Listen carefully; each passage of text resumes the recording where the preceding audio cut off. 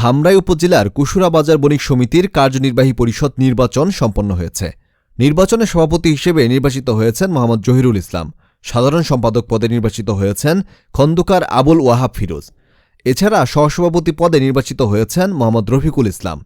যুগ্ম সাধারণ সম্পাদক পদে রাম গোপাল সাহা, সাংগঠনিক সম্পাদক পদে মোহাম্মদ জাহাঙ্গীর আলম, কোষাধ্যক্ষ পদে মোহাম্মদ মাসুদ রানা এবং ক্রীড়া সম্পাদক পদে মোহাম্মদ আলামিন। বুধবার ২৫শে ডিসেম্বর সকাল ১০টা থেকে দুপুর ২টা পর্যন্ত কুশুরা বাজার বণিক সমিতির অফিসে ভোট গ্রহণ অনুষ্ঠিত হয়। নিরাপত্তার জন্য পুলিশ প্রশাসন ও ইউনিয়ন পরিষদের চৌকিদাররা সর্বক্ষণ মোতায়েন ছিলেন। এ নির্বাচনে ভোটগ্রহণ শুরু ও শেষ হয় উৎসব মুখর পরিবেশে। দীর্ঘদিন পর ব্যবসায়ীরা তাদের পছন্দের প্রার্থীকে ভোট দিতে পেরে অত্যন্ত আনন্দিত। আনারস প্রতীক নিয়ে নির্বাচিত হয়েছি। যারা আমার সাথে আমার মুশারফ ভাই নির্বাচন করেছে, খুবই অল্প ভোটে আমার সাথে হেরে গেছে। আমরা এখানে আসলে একজনকে জয়ী হবে এই জন্যই একজন সরকারের হাত থেকে রেহাই পেয়ে সুদীর্ঘ ১৭ বছরের যাতাকালে নিষ্পেষিত হয়ে জেল খেটে মানুষের যে ন্যায্য হক সেটা আদায় করে সিলেকশনের মাধ্যমে সব হয়ে গেছে। আমরা সেখানে জয়েন করতে পারিনি, আমরা এই মনোনয়নপত্র জমাই দিতে পারিনি। আমার খুবই ভালো লাগতেছে নির্বাচিত হওয়ার জন্য। ভোটারদের উদ্দেশ্যে কি বলবেন? ভোটারদের উদ্দেশ্যে সবাই আমাকে ভালোবাসে, এটার জন্য আমাকে অনেক বিভিন্ন ভোটে বিজয়ী করেছে, সবাই ভোট দিয়েছে। তার জন্য সবাইকেই আমি মানবাধিকার ছিল না।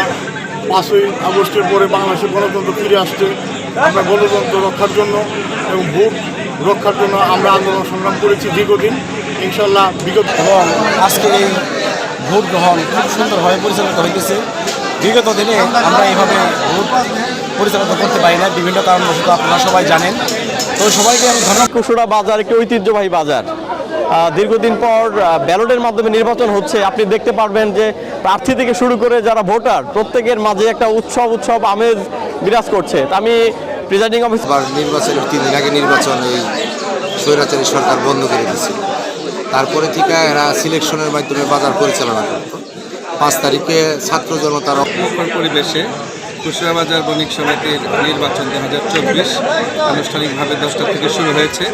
বিকেল দুপুর 2টা পর্যন্ত এই ভোট গ্রহণ চলবে। তো আমাদের প্রার্থী ভোটার সবার খুব উৎসবমুখর একটা পরিবেশ তৈরি হয়েছে এবং ভোটাররা খুব খুশি মনে ভোট দিচ্ছে।